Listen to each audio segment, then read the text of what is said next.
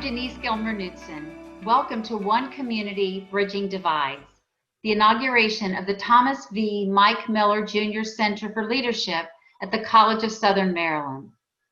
Tonight, in collaboration with our partners at St. Mary's College of Maryland, we come together to celebrate the leadership of Senate President Emeritus Mike Miller and to hear insights from him and Republican Governor Larry Hogan about bridging political divides and uniting for the good of our communities.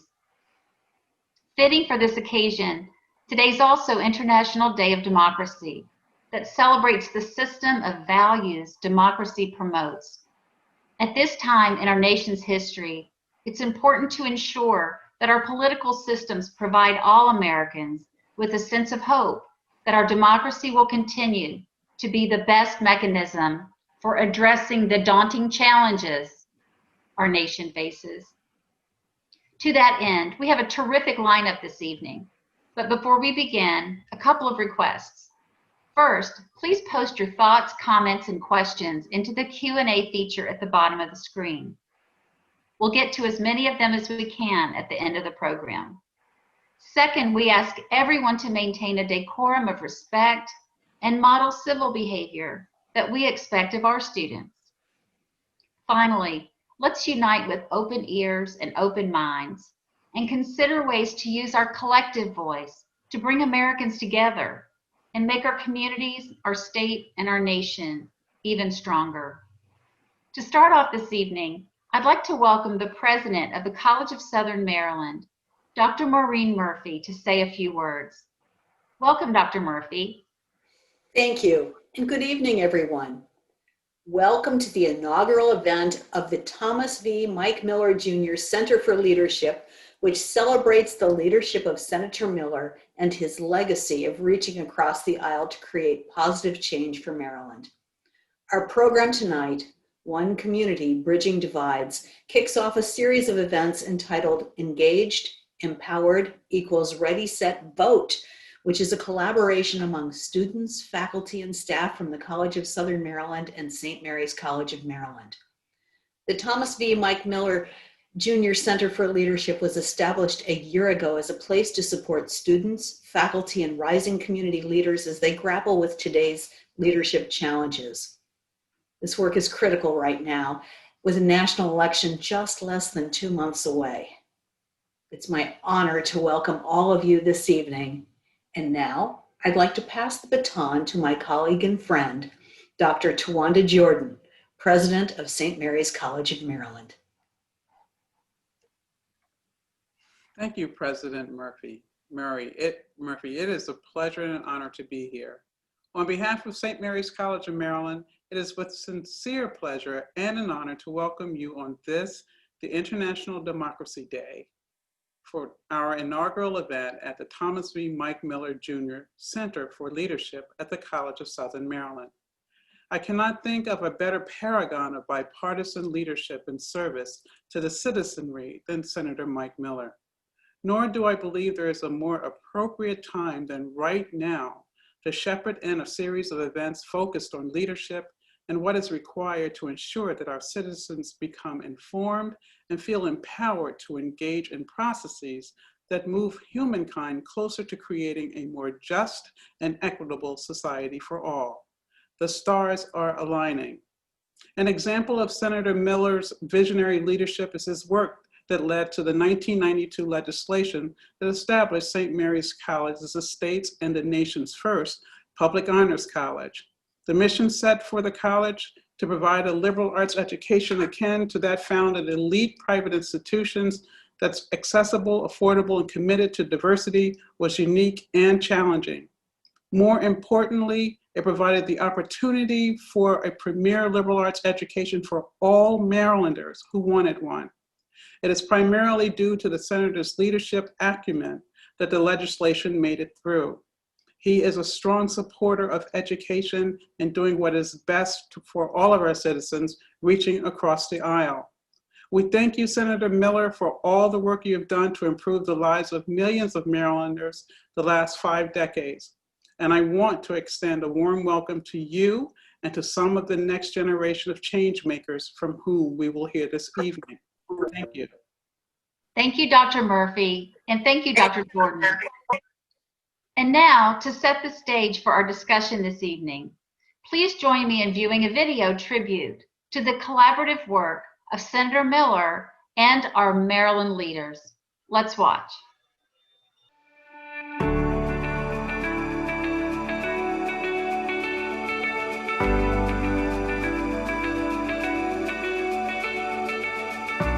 The 2020 presidential election is marked by an increasing divisiveness between Republicans and Democrats that is of great concern to many. While political differences also exist at the state level, the approach of Maryland leaders to navigating those differences is noticeably different. Sadly, the country that we all love is increasingly divided by toxic politics. But here in Maryland, we have spent the past 5 years working together to tackle our common problems by accepting our shared responsibility to solve them. As the College of Southern Maryland launches the Thomas V. Mike Miller Jr. Center for Leadership, we recognize the leadership of Maryland Senate President Emeritus Mike Miller and his longtime friend, Governor Larry Hogan, in steering the state of Maryland through treacherous political waters using their skills in effective bipartisanship. Senate President Emeritus Thomas V. Mike Miller Jr. has represented Maryland's 27th district since 1971. Serving first as a member of the House of Delegates, he was elected to the Maryland Senate in 1974. He served as Senate President from 1987 to 2020, making him the longest-serving state Senate President in Maryland history and in the United States. Senator Miller has been called a larger-than-life figure in the Maryland General Assembly, noted for his charm, his skill as a strategist, and his influence in shaping Maryland policy. Governor Larry Hogan is the second Republican in 50 years to have been elected twice to lead the state of Maryland. The son of a U.S. congressman, he brought to the office lifelong experiences and observations of politics. Governor Hogan also attributes his success in governing to his career in real estate, devoted to helping people find win-win solutions, meeting in the middle. Meeting in the middle is a core principle he's used in working with the Maryland legislature, in which both houses are more than two-thirds Democrat. Another core principle is his belief that what unites us is greater than what divides us, a principle he believes enables Maryland to show the nation a better path forward. At my inauguration in 2015, I pledged to avoid the extremes of either political party and to instead seek that middle ground where we could all stand together. We have spent the past 4 years working together to tackle our common problems by accepting our shared responsibility to solve them. And we have shown the rest of America that a divided government does not have to be a divisive government. President Kennedy once said, "Let us not seek the Republican answer or the Democratic answer, but the right answer." I pledged 4 years ago to create an environment of trust and cooperation where the best ideas rise to the top based on their merit, regardless of which side of the aisle they come from. And it is that kind of common sense pragmatism that has guided our path forward. We didn't demand Republican solutions or Democratic solutions. We sought out bipartisan, common sense solutions that worked for the people of Maryland. We found a way to disagree without being disagreeable. Senator Miller echoes Governor Hogan's thoughts on the differences between Capitol Hill politics and those in Annapolis, and provides further insight into the civility and commitment of Maryland officials to effective bipartisanship. He emphasizes the state government's focus on teamwork for the common good, in contrast to Capitol Hill's focus on the political party. Here in Maryland, unlike Capitol Hill, we have a Republican governor, and he puts in a budget. all 47 members of the Senate vote for it. There's something in there everybody doesn't like, but there's something in there everybody likes too. All 33 Democrats, all 14 Republicans voted for it because it was the right thing to do. And it's about teamwork, it's about camaraderie, it's about having a shared goal, and it's about working together. And that's what people have forgotten about on Capitol Hill. On Capitol Hill, it's about the political party, the I, the you, the person, rather than what's best for the country. And so we've gotten away from that on Capitol Hill. Hopefully, that will never happen here in the state of Maryland. Of course, leading and governing in true bipartisan fashion can be extremely challenging. The two things you don't want to see being made is what, sausages and laws. I wish getting this together was as easy as Brad said it was, because I mean it was hell on wheels trying to get 3 commissioners and legislators to agree on governance and funding, and people giving up certain things and adding different regions, recognizing what was good for the best of all. And it was a huge sacrifice on the part of so many people, and it just really gratified that this really is participatory democracy at its very best. But again, Senator Miller stresses that Maryland leaders succeed in bridging their differences because of qualities that really are qualities of a team: responsibility, integrity, sharing glory, and enthusiasm for the endeavor. You've got to be a responsible person. In other words, the buck does stop on your desk. You're the leader, and you make the decisions, and you don't alibi. You accept the bad things that come your way as your fault, and the good things that happen, you let the body share them. That happened because we have good people out there. You also have to have integrity. You have to be responsible. You have to be a person of integrity. And you have to have enthusiasm. It's got to communicate through the camera or through the people that you really enjoy doing what you do, and you really want to help people, and you do it with enthusiasm. You're not always going to have a good day, but they expect leaders to be able to lead and have a smile on their face. And when things go wrong, the leader's still got to have a smile on their face, and he accepts responsibility. He or she accepts responsibility. In the end, Senator Miller urges us to remember that securing the well-being of our communities depends not only on our elected leaders, but on each of us, bridging our divides and helping our governments serve our communities better. And that's what we need you to do. That's what we need you to do. We need you to follow up with your service in the military and continue to help with government as it is today. Because government is broken, isn't it? Especially on Capitol Hill. Especially on Capitol Hill. There's the far left and the far right. They don't cross the aisles. They don't recognize those people who've made the sacrifices so that they can be there together. In Annapolis, it's not that way. And we got to continue to fight hard to make sure it's not that way. So we recognize Republicans and Democrats, but guess what? For the last 3 years, every Republican member of the Senate, every Democratic member of the Senate, they voted for the budget. So we come together, we can agree upon things, especially at College of Southern Maryland funding, our historical black colleges, our four-year colleges, things of that nature. We have our priorities in order. We balance our budget, no tax increases. We're taking care of the health care, we're taking care of the environment, we're taking care of public safety, and we're taking care of our veterans. It's very important. So on this day, just got to remember the freedoms that we have because of our veterans. You know, in the end, one of the greatest civilizations that ever was Athens. In the end, more than they wanted freedom, they wanted security. In the end, more than they wanted freedom from responsibility. When they wanted not to give to society, but for society to give to them, then and only then did Athens cease to be free. Ladies and gentlemen, Charles County, St. Mary's County, Calvert County, College of Southern Maryland come together with your help, recognizing our veterans, as you do every year. Our counties, our state, and our United States will never cease to be free. Thank you, and God bless you. It's a privilege and honor to be here. I'm Governor Larry Hogan, and I'm so pleased to join you today for the inaugural event of the Thomas V. Mike Miller Center for Leadership at the College of Southern Maryland. Since I took office in 2015, it has been a privilege to serve alongside my good friend, Senate President Emeritus Mike Miller. After an historic tenure as the longest continuously serving presiding officer in the nation, Mike Miller continues to be a strong unifying leader for the legislature and for the state.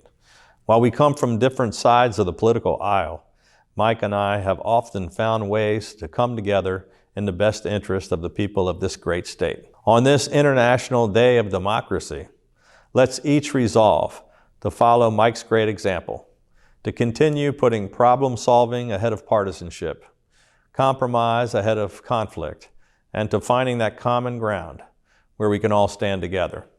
And Mike, congratulations on this exciting occasion. Thank you. I echo Governor Larry Hogan. Senator Mike Miller is a strong, unifying leader, and the College of Southern Maryland is living testimony in his belief in compromise. In that video, you heard him speak of a time over 20 years ago when he worked to bring our 3 counties, Calvert, Charles, and St. Mary's, together to form the College of Southern Maryland as a regional college. I think he called it Hell on Wheels. Actually, I've heard stories that after a year or more of back and forth, Senator Miller threatened to lock all 3 sets of county commissioners in his office and not let them out until they came to an agreement. That might be hyperbole, but it really underscores Mike's passion for the College of Southern Maryland and most specifically, our students. Senator Miller always has time for our students on his campus visits, at the annual Veterans or Legislative Breakfasts, and most significantly at our annual Student Advocacy Day in Annapolis. During the 2019 legislative session on Student Advocacy Day, I took a group of CSM students to the gallery to watch the Senate in progress. Our own Senate President Miller saw us enter and stopped the proceedings to recognize us. More than that, he asked Senators Bailey and Ellis, who also represent Southern Maryland, to speak about us. Our students were thrilled, over the moon, really. And on the way home, one declared his intention to become Senator Miller's chief of staff someday. I think we better watch out because I believe this student transferred to St. Mary's College. An avid student of history, Mike uses that knowledge to better understand the human condition. I suspect his continued study of history has informed his leadership and his desire to unify rather than divide. Today, the 2 colleges in Southern Maryland, St. Mary's College of Maryland and the College of Southern Maryland, unite to bring you this event. In typical Southern Maryland fashion, the internet is spotty.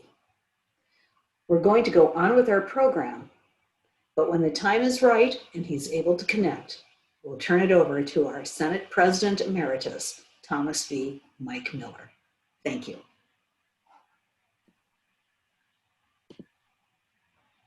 Thank you, Dr. Murphy. So while we are waiting for Senator Miller to join us, we are going to go ahead and move on to our student panel portion of the program with Dr. Tony Ugas, Director of the Center for the Study of Democracy and Associate Professor of Political Science at St. Mary's College of Maryland. Dr. Ugas' research has been published in several academic journals and explores attitudes toward democracy and electoral integrity in contemporary politics. Dr. Ugas, welcome and thank you. Thank you, Professor Anderson. It's a pleasure to be here tonight. Before we start our student panel, I'd like to give a few thoughts on democracy. I was really touched by this video recognizing Senator Miller and Governor Hogan's work. And I think it's important to think about democracy and what it consists of. We often think of democracy as a set of rules, procedures, and institutions that define the way our government should function. And while this is certainly true, democracy is much more than this. In addition to the nuts and bolts of democracy, we must also consider the norms that shape democratic life, such as integrity and responsibility, but also deliberation, cooperation, and compromise, which are critical for a democratic society. While embodying these democratic norms is difficult and can result in a complex and often messy process, I believe that the survival of our democratic experiment depends on how individual citizens respond to the challenges of the day. In other words, how and whether individuals choose to work together to find common ground and practical solutions to our problems. This seems like a daunting, perhaps impossible feat in today's political environment, where hyperpartisanship and political polarization are commonplace. Moreover, we face these features with the reality of widespread social unrest, glaring socioeconomic inequalities, and a global pandemic that has affected each and every one of us. And yet, it is important to keep in mind that this nation has faced myriad challenges throughout its 200+ year history, from war and bloodshed to economic devastation to social and economic injustice. And through it all, one fact remains: citizens, including those subject to injustice, have persevered. They have found ways to respond to the challenges and work together to make the impossible possible. This depends, of course, on our institutions, our norms, and leadership. Indeed, the life and work of Senator Miller demonstrates how this is possible. It also demonstrates to us how it is important to consider the next generation of leaders to see how they will respond to the challenges of the day and what the future holds for our nation. On this note, I would like to turn our attention to our student panelists. With us today, we have 4 students representing. Tony? Yes. Hi, I'm gonna pop in for a second. We've been able to get Senator Miller Okay. back on, so we're gonna hop back over to him and then come back to you for that panel discussion, if that's okay. Great, that's great. Thank you. Perfect, thank you. Senator Miller? Yes. Hello, sir. Hello. Thank you so much for being with us tonight. We're honored. Seems like we've got a little technology issue over here in Calvert County, but we're making the best of it right now. So welcome, welcome. We'd love to have you say a few words. All right, first of all, let me say that you get credit. I'm just a local fellow who grew up in Maryland, went to school here, went to a land-grant college, and a student of history. And I'm in my library right now. I'm able to solve problems on what people have done before. If what people have solved problems, you have to do it today. You hear me? Oops, you're cutting out just a bit. I'm sorry for the technical difficulties. Anyway, let me just give a tip to this. My first election, I lost in college. And I found out that I didn't ask the people for their vote. My roommate didn't vote for me. My big brother in the fraternity didn't vote for me. And I learned from that. So 10 years later, when I ran for the House of Delegates, I went and asked everybody for their vote. And that's been my motto ever since. Sorry for the technical difficulties. Oh, no worries. No worries. I think we've had a few of those this evening, so we're just glad to have you on. You know, you and Governor It's a Hogan, privilege and honor. oh, you know, you've been able to, and you're known for reaching across the aisle. And you've just had such friendships and close relationships with Maryland leaders from all political backgrounds. How have you been able to do that? What's your secret? What can we learn from that? Well, I'm a student of history, and I've learned how other people solve problems. I'm 13 years older than Governor Hogan, but I knew him since he was 5 years old. I was 18, and I worked for his father.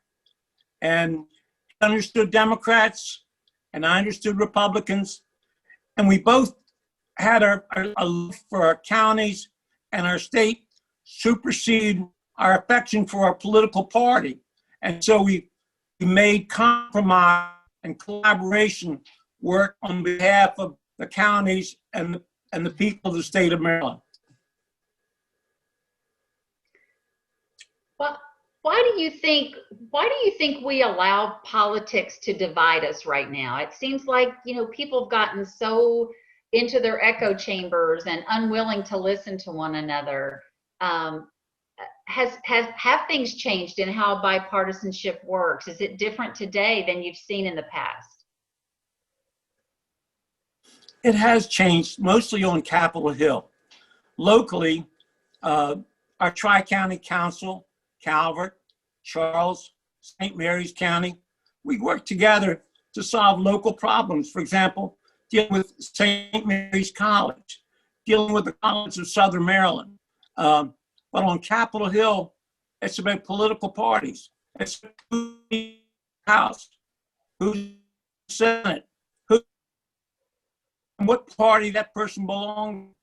And so, if you don't support the president, it will run somebody against you in the primary, the Republican primary, just like he did in Alabama against Jefferson. That doesn't happen on our local level. It doesn't happen in our counties and our state. And so we try to get along better, and the parties understand each other better on the local level and the state level.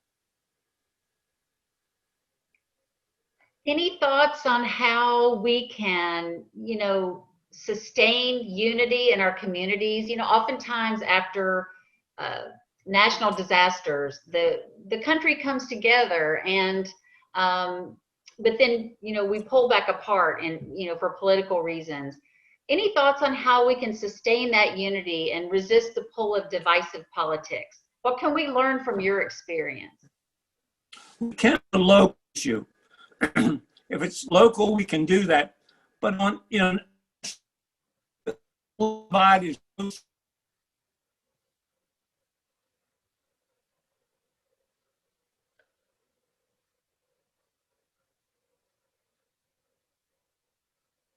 on the national level. We can apply to a that will collaborate, will compromise, and put the interests of the nation at the rather than the political party. Well said. Well said. Well, we would like to come back to you at the end of the program if you can stay around for some additional audience questions. But we just want to thank you so much for your thoughts, for being here, for this great leadership center that's named after you, and just for all that you do for Southern Maryland and for the state of Maryland. We're so appreciative. I'll be here, and I apologize for the technical difficulties. Sounds good. Sounds good. Well, let's move on to the next part of the program. Back with Dr. Tony Ugas, the director of the Center for the Study of Democracy and associate professor of political science at St. Mary's College of Maryland. His research explores attitudes toward democracy and electoral integrity in contemporary politics, and he's been published in several academic journals. Dr. Ugas, welcome back. Thank you, Denise, and thank you, Senator Miller. So, as I mentioned earlier, we have a group of student panelists, and these students represent the College of Southern Maryland and St. Mary's College of Maryland, the National Public Honors College. First up, we have Rihanna Robinson. Rihanna is a student at the College of Southern Maryland, where she serves as the secretary of the Student Government Association for the La Plata campus. While serving our nation as a transportation security officer at the Department of Homeland Security, she is also studying for a degree in law. Rihanna has earned a certificate in hospitality and a letter of recognition in criminal justice. Rihanna plans to attend George Mason University in the fall of 2021. Also with us is Humacao Sanchez Santos. Humacao is a student at St. Mary's College of Maryland, where they serve as the president of the Student Government Association. Humacao is a double major in international public policy and international languages and culture, Chinese, with a minor in Eastern philosophy. After studying abroad in Taiwan, Humacao realized how much of our daily life is impacted by politics, and that shifted their interest toward the subject. We also have Kia Smith. Kia is a student at the College of Southern Maryland. She is the vice president for the College of Southern Maryland's La Plata Campus Student Association for the 2020-2021 academic year. Kia is a nursing major and plans to embark on a career as a nurse anesthetist. In addition, Pia was a top 10 runner in the state of Maryland during her high school career and is utilizing that experience as a member of the College of Southern Maryland's cross-country coaching staff. Finally, we have Calvin Ryan. Calvin is a student at St. Mary's College, where he is majoring in sociology with minors in Spanish and women, gender, and sexuality studies and political science. Calvin is a program assistant for the LGBTQ+ student services. He is the president of the St. Mary's Triangle and Rainbow Society, STARS Club, and he serves as a Student Government Association senator. Calvin is interested in going into social work and becoming a stronger advocate for the LGBTQ community. Thank you all for joining us and for representing your respective institutions. At this point, I would like to ask our students to turn on their mics and their cameras. For our students, we have a series of questions that touch on the themes of this program. Our first question is for Rihanna and Umakau. The question is, based on the comments by Governor Hogan and Senator Miller, how do you see your generation using these skills to bring people together? Rihanna? Yes, thank you. So first, I would like to just start out by saying that just having Governor Hogan and Senator Miller as our leaders and role models, we can adopt the skills of taking taking the simple things that they use, such as using the Democrats and the Republicans, not being single-minded, just taking both sides and finding a middle ground. So having those leaders in those positions and taking those roles, we can actually just put that down, like to the next generation, which is our generation, and use that. So when we have conversations, we can try to be level-headed and center focused and not stay, focused on Democratic or, what your own views are, and just try to find that middle ground so we can all move forward and find a solution. And pretty much attack the issues that we have currently today instead of attacking each other and what your views are and what another person's views are and judging people. So yeah. Great, thank you, Rihanna. Umakau. Hi everyone, thanks for coming. Can everyone hear me okay? Could someone? Thank you.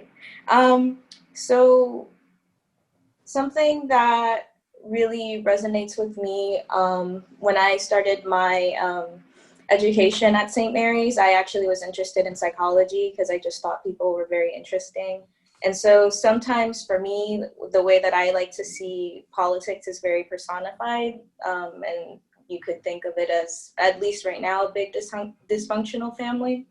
And so I think it's really important to keep in mind, and I see this like in the youth right now, not just like the generation that I identify with, but also like in middle schoolers and like high schoolers and elementary school kids, that they really are just trying to apply the basic principles of communication and compassion to all aspects of like their life. And I really see this, in my everyday life, like doing student government and having so many people, especially now, which is really inspiring. During this time, it's caused like a lot of people to really engage with their role as a global citizen and engage in their role as a citizen in our country. And it's just been really relieving to see that there are a lot of student initiatives despite not having the circumstances that we would like right now. And it's just really nice to see that even though all of these initiatives seem very different, there are very commonplace goals and morals behind them. And I think that, as people, like we all share at least basic universal fundamental values, and also just like things that you learn in like elementary school being applied to more complex concepts like just treating people the way that you want to be treated and listening to people and, thinking like, would you treat your friend this way? I just think it's very important, and it's nice to see people still have that kind of civility and respect in politics. Thank Great. you. Thank you, Macau and Rihanna. Next, we have a question for Kia and Calvin. The question is, why is it important for us to bring people together in a democracy? Kia? Okay, I'm unmuted. Yes, so I just want to start off by giving a brief definition of what a democracy is. It's a system or form of government where eligible members of a state are typically elected through voting. Now, remembering that voting is not a mandatory law, we must all exercise our right to vote and to vote for officials who have our best interest in mind and support our ideas. Now, there are many issues worldwide that need to be tackled, and we as one community can create a cross-cutting identity that revolves around different topics such as religion or social class that will lead to these different views coming and collecting and collaborating to be one collective idea and identity, which has the best interest for the body as a whole. Great, thank you. And Calvin, why is it important for us to bring people together in a democracy, in your opinion? Yes, excuse me. I think democracy, bringing people together in a democracy is a intrinsic value and idea about what democracy is all about. It's about bringing people together of different backgrounds and different orientations, to echo what Kia said.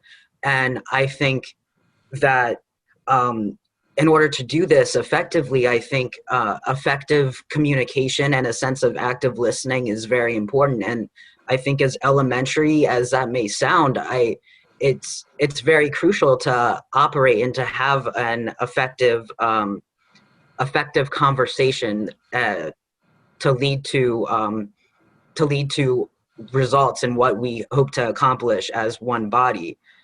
Additionally, I think that it's important to recognize and acknowledge the many different identities that make up our state and our nation. I'm a sociology major, so I'm going to pursue this from a sociological perspective because that's what I know best. And there's just so many different identities that make up our nation at this point. And I think it's important that each of them are acknowledged and brought into this greater conversation to yield the best democracy for our people. Yeah. Great, thank you so much, Calvin and Kia. Finally, I would like to ask all of our students today, what is one takeaway that you have had from the discussion tonight? Let's take it back to Rihanna.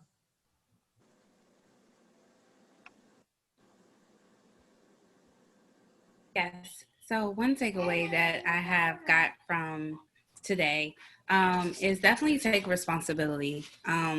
We all here can set an example for the next person. Someone that looks at us as a role model. Take responsibility will be considered number one. Also, again, just stay open-minded. Stay open-minded when talking to someone else. You can encourage someone else. So that is definitely my takeaway for today. Great, thank you. Humakau. Sorry, I unmuted myself. So I just wanted to say, thank you everyone for being here. It's really, what I learned tonight was that there are a lot of other people just like myself who want to find their role in whatever movement they want to be a part of. And I think that's very amazing.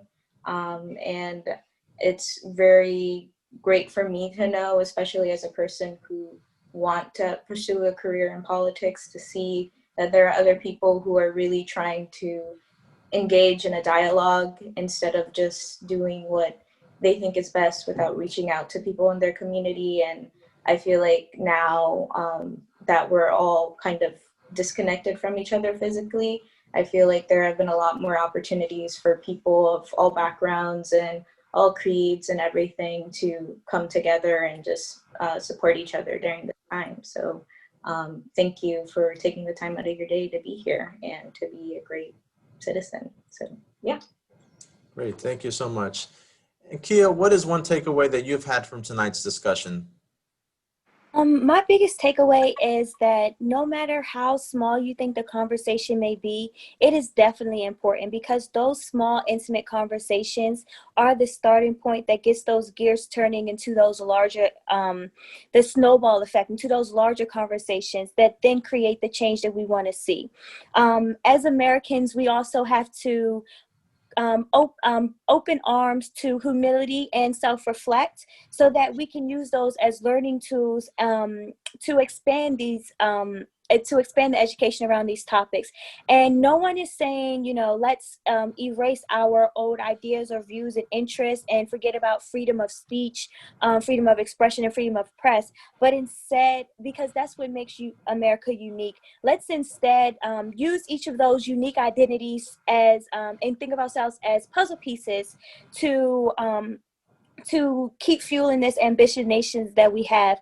And as mentioned earlier, Senator Mike Miller and Governor Hogan have already done so much to reach across the aisle, and we have to continue these discussions and continue raising awareness on these topics and respectfully bridge the divides so that we can all come together as one community for the common good. Great, thank you. And Calvin, what is your one takeaway? I would say my one takeaway is that it's really, I think it's really up to our generation, to my generation, to continue this dialogue and this this reaching across the aisle that Senator Miller and Governor Hogan have instituted, and to as the other panelists have said, to continue to have these conversations and to not shy away from conversations and broader initiatives, no matter how difficult they may be, and to instead to tackle them. Yeah. Great, thank you so much. So we've heard now from Senator Miller, Governor Hogan, and our 4 student panelists. We'd also like to hear from our audience. So for our viewers, I invite you to send us your questions and comments. I kindly ask that you maintain a civil discourse and to keep all discussions on topic.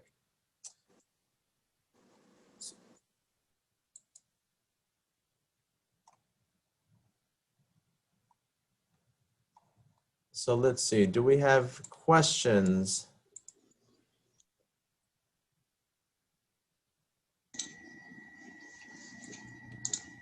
All right, Dr. Uguez, we have one question in the Q&A right now, and it's from an anonymous attendee, and it says, in election season, everywhere we look, we are told to vote. Can you speak to the importance of exercising our democratic right and maybe offer some advice to those who may think their vote does not matter or won't make a difference? Great question. Perhaps Senator Miller could take that because he is now on the line. Yes, that would be great. Senator Miller, are you with us? It appears he may be muted.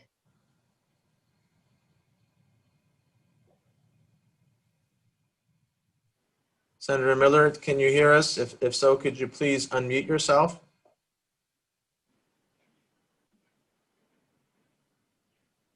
Okay. Looks like we're having some technical difficulties with Senator Miller. Would any of our student panelists like to answer this question? How would you respond to this question of the vote, the importance of the vote? Could I go? Sure. I answer? Thank you. So I have I've worked in a non-profits organization before, and so when I do say that I believe there's a lot of different roles in the movement and whatever projects you wish to pursue, I really do believe that some people like me like to go through politics, some other people like to do art, some people like to write music, some people like to rap. That's awesome. But I think regardless of whatever is your occupation or whatever your interests lie, I think everyone has a really important role in voting, just because if the people who are in power don't really represent the people who are voting for them, then it might not really be our democracy anymore. And I also think that this is my own personal relation to voting, because I am Puerto Rican. My parents are from Puerto Rico. And I'm not sure, not a lot of people are familiar with this, but people who are Puerto Rican are US citizens. They have the ability to vote, but that's only if they only have the ability to vote for national elections for the president if they live on the mainland in the States. But if they live in Puerto Rico, then they do not have eligibility to vote for the president, regardless of the fact that the president is the person who is in charge of, the territory. And I think they don't have any representation in Congress or the Senate either. And that's voting representation, and that's very important. And so for me to see that, to know that like where I'm from, that there is a whole island of people who can't vote that would want to and still stay at their home, and to see other people just not really vote because they seem not to care, or they seem to feel like just the act of voting itself is divisive. It's just kind of disappointing, because there is a service that you should do for your community to make not just what you want better, but a society better for you and for everyone else. So Absolutely, and it's a civic duty. Yeah. But we're going to thank you so much, Macau. We're going to we have a question for Senator Miller. And Senator Miller, are you there with us? I am. Can you hear me? Yes, sir.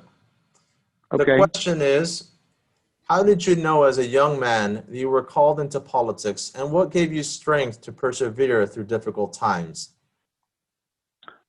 My mother was a history teacher, and I'm the oldest of 10 children. And every weekend we would go to historic sites: Gettysburg, Spotsylvania, Boom Run, the Capitol. This is the most historic area in the United States. Our nation's capital was carved from Prince George's County. So I live history every single day. I read about history, I study history, and I'm able to deal with today's problems based upon how prior leaders dealt with their issues. Great, thank you so much. And this is for all the panelists, including Senator Miller. There's a question that asks, when it is hard to connect with someone, is finding a common value or feeling enough to gain that connection? Why don't we hear from our students? Go ahead. Oftentimes, I know that people always see the younger generation as, oh, you're not as wise, or you're not as this. However, I like to think of us as being a little bit more creative sometimes in the way that we approach certain situations. So when it's hard to connect to someone, when you find a common ground, which may not even have anything to do with politics or things like that, that's how you can sometimes gain that connection, I feel. So sometimes you don't have to automatically gain the connection revolving around the topic of politics. You can reach out and think like, oh, do we have a common football team, first of all? Do we have a common food that we like to eat? Oh, okay, that's nice. We both like the Washington football team, and we also like spaghetti. How cool. Now we have gained some type of connection and trust in our common interests and views. And then we can begin to build and start those conversations that may feel more uncomfortable like that. Great, thank you so much. Great answer. Senator Miller, I think we have another question that's directed to you in your professional career. The question is, sure. What is your proudest moment, and what do you hope is your legacy?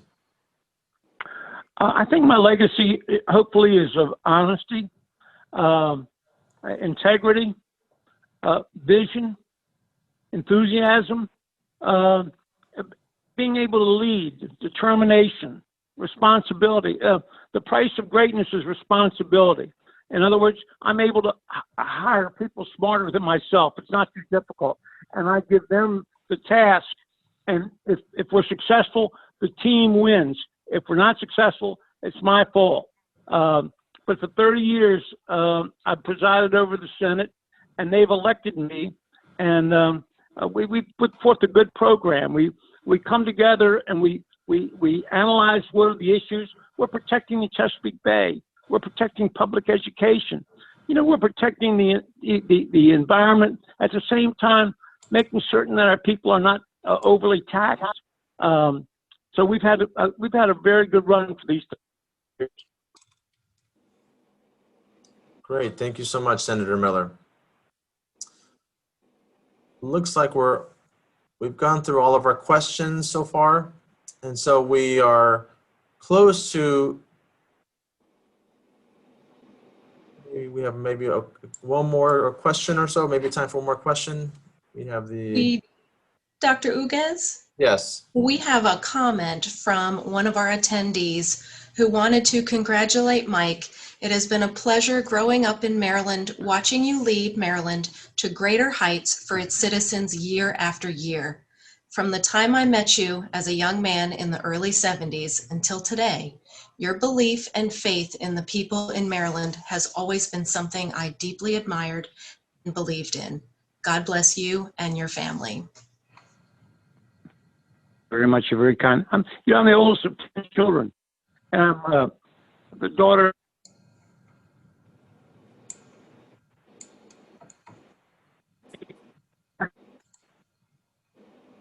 I think the world college, and it's going to be tough with the global pandemic that we have to deal with, and the inequities that we have to deal with, and the political divide. But I think work together, we can make it happen. Congratulations, students.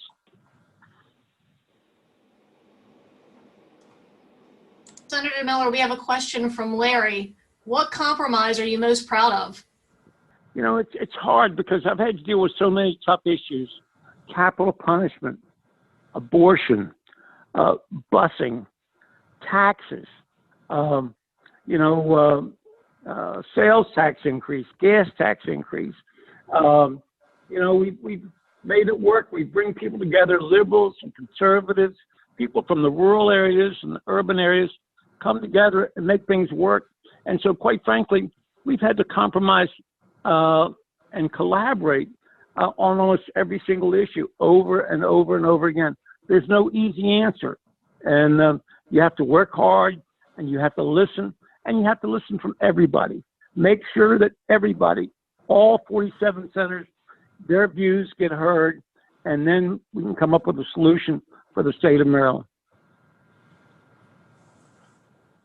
Thank you, Senator Miller.